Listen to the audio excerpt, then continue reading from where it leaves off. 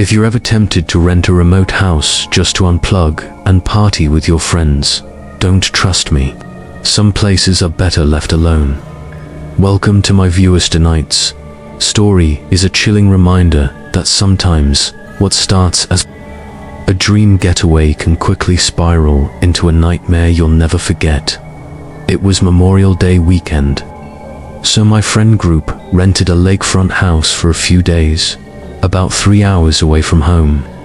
The place was cheap, probably because it was in the middle of nowhere in North Carolina. It was me, C, Jamie, Crystal, Rich, and Adam. We all piled into Adam's truck and hit the road. I was actually the one who found this place on Airbnb. What really sold me was the big wooden deck with a hot tub overlooking the lake. There was also a fire pit down by the water with a ring of Adirondack chairs around it. Everything about it screamed perfect party weekend, somewhere to just let loose, get wasted, and have fun. The Airbnb host had given me instructions on how to get in. When we arrived at the property, there was a hidden key tucked behind the mailbox that unlocked the front gate to the gravel driveway. The road was narrow, cutting through a small wooded path before opening up to the property, which sat on a slight incline. Adam parked the truck right up next to the house, and the deck wrapped around the entire structure. It was a cool layout. The first thing I did was walk straight to the back deck to check out the view. The lake was stunning, still peaceful, serene. Too bad we were about to shatter that peace with beer pong and bass drops. We unloaded our stuff, cracked open some beers, and wasted no time getting the weekend going. We played games, grilled food, blasted music, and got rowdy. The way we saw it, there were no neighbors around, no one to complain, no one to bother. We were completely off-grid. Cell service was spotty at best, so it forced us to actually hang out without checking our phones every 5 seconds. It felt like an escape. As the sun went down and we were all huddled around the fire pit, we were caught off guard by a voice shouting from the edge of the woods. It was a middle-aged woman with short hair. She was yelling at us to turn the music down. Someone turned it down a bit, but she didn't stop there. She launched into this weird, angry rant about how out-of-towners like us always trash the lake and make too much noise. Honestly, she came off like total white trash. I apologized on behalf of everyone, and one of the girls asked if she lived nearby. The woman just yelled, "I can't even hear myself think," and ignored the question. Then, no joke, she just turned around and walked back into the dark woods. No flashlight, no path, just disappeared. Once we were sure she was gone, we all laughed it off. It was creepy, yeah, but mostly weird. It did make us feel a little less secure about how remote the house really was, though. Still, we got back into party mode soon after. Sometime later, who knows how long we were. Mid-song, when the music faded, and we heard something faint coming from the lake. It was a voice, someone calling out for help. At first, we all just looked at each other. I stood up, walked closer to the water, and shouted, "Who's out there? Are you in the water?" A voice responded, "Yes, help." Panic hit immediately. We grabbed a kayak that was leaned against the deck and paddled out with 2 sets of oars. Adam and we kept yelling out, trying to locate whoever it was. But as we paddled deeper into the lake, the voice always seemed just a little farther away. 5 to 10 minutes in, we were surrounded by total darkness. The only light came from the house, now just a distant glow behind us. Other than the soft splash of paddles, it was silent. Then, we heard screams.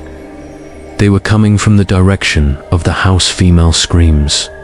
Blood-curdling, terrified screams.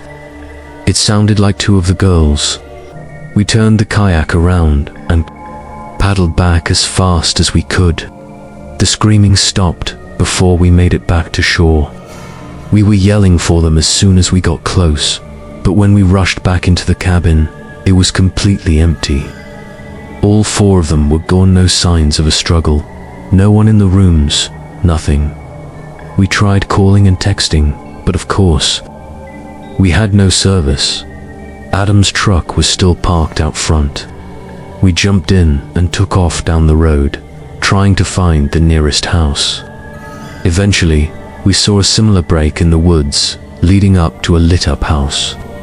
We parked and rang the doorbell. Multiple times, no answer. So we went to the front window to see if anyone was home. And that's when I felt actual fear in my bones. Inside the living room, under the soft glow of a corner lamp, stood the same woman who had yelled at us earlier, just standing still, facing the window, looking directly at us. Her face was expressionless, maybe even angry. We shouted for help, knocked louder. She didn't move, didn't blink, just stared. It creeped us out so bad we got back in the truck and were about to look for another house when my phone finally buzzed. Somehow I had one bar. It was Rich. I answered in a panic, asking what happened, where they were. But he spoke fast, barely, letting me talk. He said there were 2 men, both wearing masks and carrying axes, who had come out of the woods. That's why the girls screamed. Everyone took off running and hid in the woods. One of the girls had called 911, and they were waiting near the road. And then he hung up. Just like that, no more bars. We pulled over and waited, not far from the house. Eventually, we saw flashing lights coming down the road. We flagged the cops down and told them where our friends were. They drove ahead, and we followed until we saw our friends emerge from the woods, waving frantically. We picked them up, and everyone was in full panic mode. Back at the house, we gathered our stuff quickly. Rich and the girls were practically yelling over each other, trying to explain what had happened. They said the men came out of nowhere, didn't say a word, just started approaching with axes.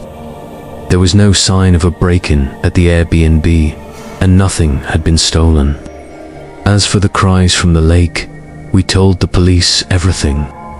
A search team was supposedly called in, but by then, we were long gone. We never looked back. After a long back and forth with Airbnb and the host, we managed to get most of our money back. But the questions still haunt us. Was the voice in the lake part of a setup? Were the axemen and the woman in the woods all working together? Was it a prank, or were they really going to hurt us? We'll never know, and I honestly don't care. I don't do remote places anymore, and I know for a fact the girls won't either.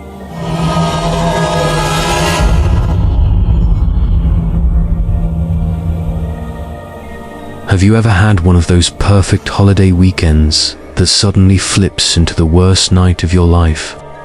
Welcome to my channel, and thank you to my viewers for tuning in. What I'm about to share happened during what should have been just a fun Memorial Day boat party with my friends. Instead, it turned into a night I still can't forget, a night we barely survived. It was Memorial Day weekend of 2021. The world was crawling back from the pandemic, and everyone was hungry to celebrate. That included me and my friends. Jacob, the rich kid in our group, had access to his dad's massive, beautiful boat. Lucky guy was born into wealth, but hey, we reaped the benefits. There was a big boat meet happening in the bay. So me, Tony, Mikey, and Jacob set off from his place. Dozens of boats were all anchored together in the shallows, people hopping from one to the next, drinking, laughing, music blasting. It was honestly one of the best afternoons I'd had in a while. But we all got too drunk, Jacob included, and No one realized how bad it was until the sun started dipping and we were the last boat left in the bay. I told Jacob to lie down and sober up in the cabin. While he slept it off, we just floated there, talking and stalling. Hours passed. Finally, Jacob came back up, looking better good enough to slowly pilot us back home. On the way back, though, we noticed a boat trailing behind us. At first, we thought it might be the bay cops. Jacob started panicking. He didn't want a DUI or worse, his dad finding out. We all began hiding empty beer cans while trying to stick to a harmless story about spending the day anchored and relaxing. As we got into the canal where you have to go slow due to no wake loss, the boat behind us kept following. It got closer and closer until it was right behind us at Jacob's dock. That's when we realized something weird. It wasn't a police boat at all. Jacob didn't recognize it, and he knows everyone on his canal. 3 men stood on the back deck, just staring at us aggressively. Jacob shouted, "What?" But none of them responded. They just kept staring, then slowly motored on. It spooked us. But we convinced ourselves they were just out-of-towners visiting for Memorial Day. We tied the boat up and went inside. Jacob's house, his parents were out of town. We talked about maybe throwing a pool party, but it was already late. So instead, the 4 of us just chilled by the pool and drank some more. Then about 10 minutes later, that same boat passed by again. The same 3 guys, staring this time. No one said anything. At some point, I blacked out. Next thing I remember, waking up with severe cotton. I got up, stumbled to the kitchen to drink from the faucet. And that's when I saw him, a man in all black, ski mask, holding a gun. He didn't even flinch, just raised the gun and whispered, "Don't make a sound." My entire body froze. He asked me where the owner of the house was. I told him I didn't know. Then he asked where the master bedroom was. I led him upstairs with the barrel of a gun on my back. Halfway up, I realized there wasn't just one man, there were 2. They made me wake Jacob up, then pressed a gun to his face, demanding to know where the safe was. Jacob's family is loaded, so of course there was one. They forced him to call his dad and get the combination. We stood there while they raided it. Bonds, jewelry, cash, documents, all gone. Then they vanished. No speeding car, no getaway boat.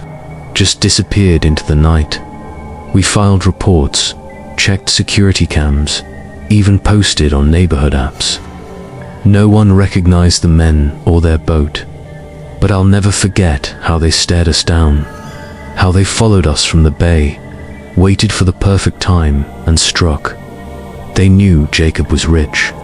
They followed us to his home, and if I had screamed, or tripped, or made one wrong move in that house, I truly believe I wouldn't be here right now. Thanks for watching. If you enjoyed this story, please like, comment your thoughts or similar experiences, and don't forget to subscribe for more creepy, real-life horror stories. Stay safe out there, especially on the water.